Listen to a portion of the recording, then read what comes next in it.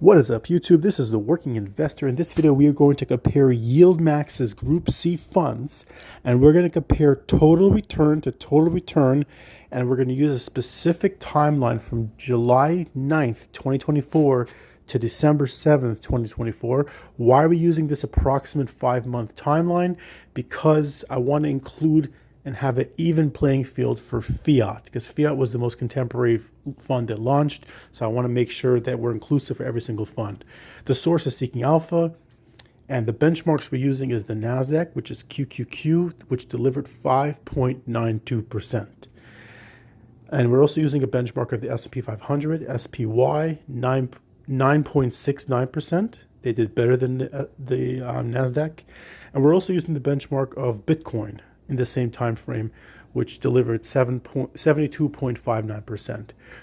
And we're going to go compare each underlier with the fund that they do the cover calls on. So the number one winner, the gold medal of a total return gold medal winner, is for PYPY, which delivered 48.33%. You could see that they've captured almost everything that PayPal captured, because PayPal received 52.34%. So they did a great job writing their cover calls. The next one is CONY in second place, which delivered 36.14%. And you'll see that Coin captured growth of 56.21%. Coin did better than PayPal in this period of time, but CONY captured less total return, relative to what PYPY did. So I think that the ones doing the calls, whatever they're doing with PYPY, they did a better job than CONY in this time frame. And then we're so that's gold, silver, bronze goes to NFLY.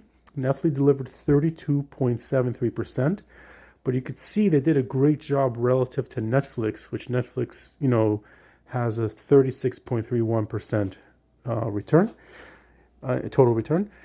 Then you have YMAX. Now we're going into the fund of funds, 15.74%. You can see YMAX beat the NASDAQ, almost tripled the total return of the NASDAQ in this time period, more than 50% greater return than the S&P 500. Of course, didn't do as well as Bitcoin. It was hard to compete with Bitcoin. But it does have some Bitcoin correlated assets inside, such as CONY, Misty, and YBit, and I'm sure a lot of other ones. There are other companies that hold some Bitcoin, I think, on the roster, like Square, SQY, or I think Tesla may have some. Then we have ULTY, 9.94%. Then we have YMAG, 9.4%.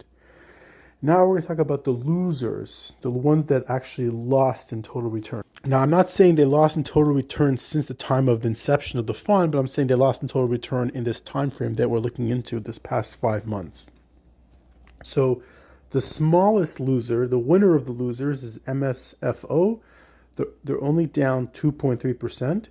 But here you can see the beauty of the cover call strategy, that Microsoft was down in this time period in total return 3.11%. So MSFO, kind of hedged a little bit of the loss relative to the underlier, 3.11%. Then you have ABNY down 8.64%, but Airbnb was down 10.19%. So again, a little bit less, a little bit better performing than the underlier. AMDY down 15.42%. But you could see that they did they hedged better than AMD, which is down 21.74%. So they performed, even though they're all down, but they performed, AMDY from YMAX performed 6% greater in total return than the total return of AMD in this time period. And now we have the number one loser from all the funds, which is Fiat, which is the inverse fund. It's an inverse fund of Coin. And you can see Coin is up 56.21%, while Fiat is down 41.16%. And CONY is up 36.14%. So this is the total return for this week. Anyways, let me know what you guys think. Which ones do you like? Which funds do you like? Which funds do you think they did a better job or worse job, writing their options on? And what strategies are you guys doing going forward? Anyways, this is the Working Investor over and out. Have a wonderful rest of your weekend.